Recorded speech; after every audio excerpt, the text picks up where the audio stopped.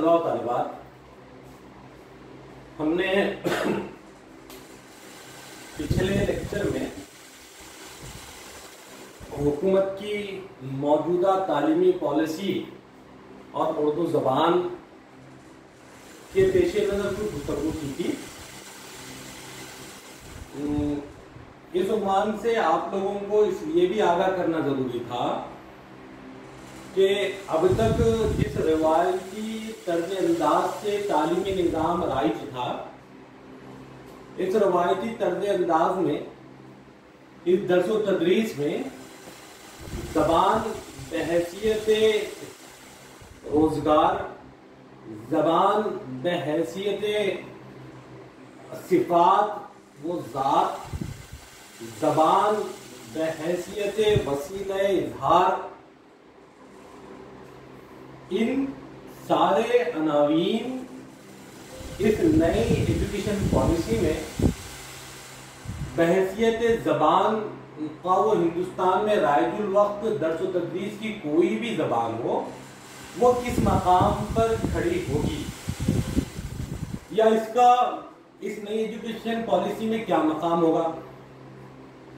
ہم نے پچھلے لیکچر میں تعارفاً ان سارے نکات پر گفتگو کی۔ عزیز طلباء و طالبات، اب جبکہ آپ جونیئر کالج سے 11/12 سے پڑھتے ہوئے اعلیٰ تعلیم کے لیے سینئر کالج میں داخل ہوئے ہیں، اب یہاں پر آپ کو جو مضامین پڑھنے ہیں، جو اختیاری مضامین آپ نے لیا ہے، ان میں ایک مضمون بحیثیت لینگویج اردو ہے، بحیثیت لینگویج اردو ہے۔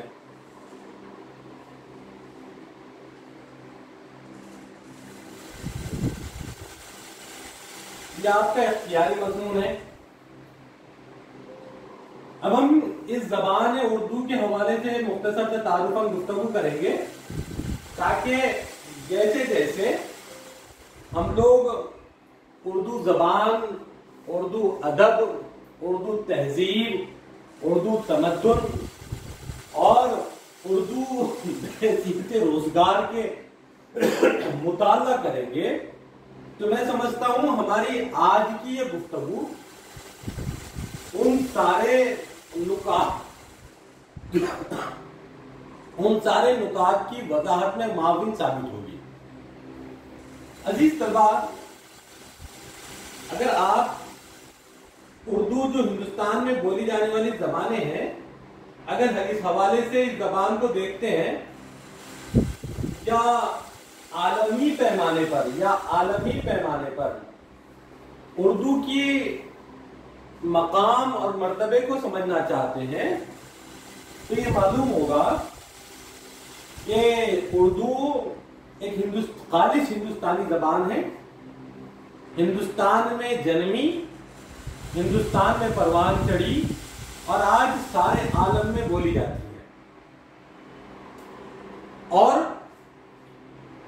عالمی انڈیکس کے اعتبار سے اگر دیکھا جائے تو ہندوستان کی یہ دو زبانیں، اردو اور ہندی، یہ دونوں زبانیں جب ہندوستان سے باہر بولی جاتی ہیں تو وہ ایک مشترکہ زبان کی حیثیت سے اردو اور ہندی مشترکہ زبان کی حیثیت سے بحیثیت ہندوستانی عالمی پیمانے پر چوتھے نمبر کی سب سے بڑی زبان ہے۔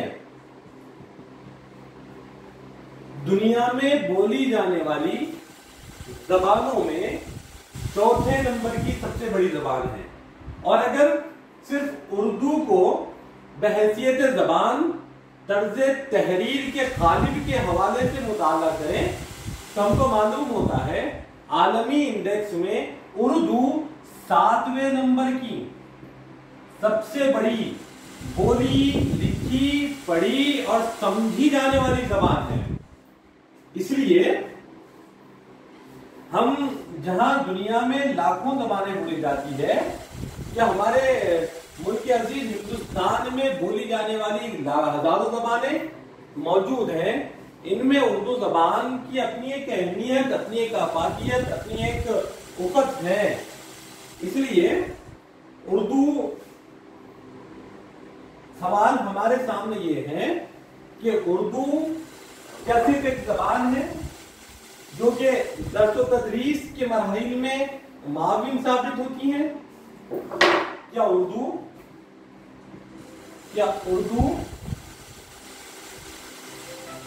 صرف ایک زبان ہے؟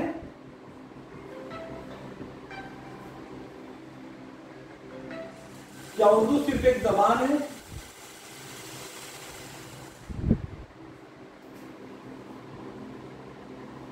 تو ہم کو اس بات کا اندازہ ہوگا کہ اردو صرف ایک زبان نہیں۔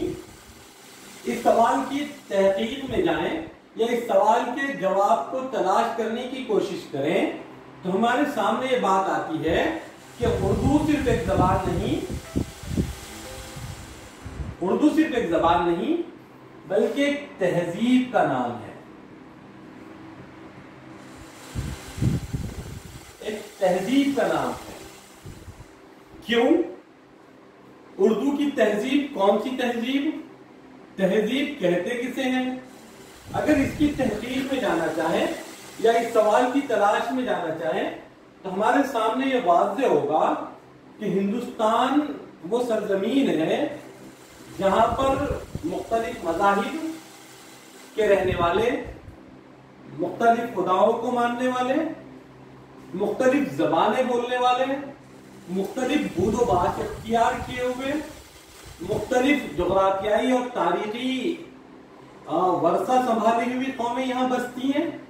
ان اختلافات کے درمیان اس سرزمین ہند کو جس ایک تہذیب نے بڑی خوبصورتی سے جوڑ کر رکھا، اور ایک تہذیب جس نے ہندوستان کے تشخص میں، ہندوستان کے وقت اور ہندوستان میں پورا امتیاز لگایا، وہ تہذیب ہمارے درمیان میں ایک تہذیب گنگا جمنی تہذیب کے نام سے وجود میں آئی۔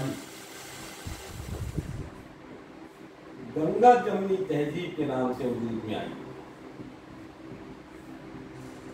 عزیز طلبہ و طالبات، زبان اور تہذیب اگر کہا جائے تو یہ ماننا پڑے گا کہ تہذیب ہمارے رہن سہن، ہمارے بود و باش، ہمارے عقیدہ اور ہماری تاریخی جغرافیائی ورثے کا عملی نمونہ ہے۔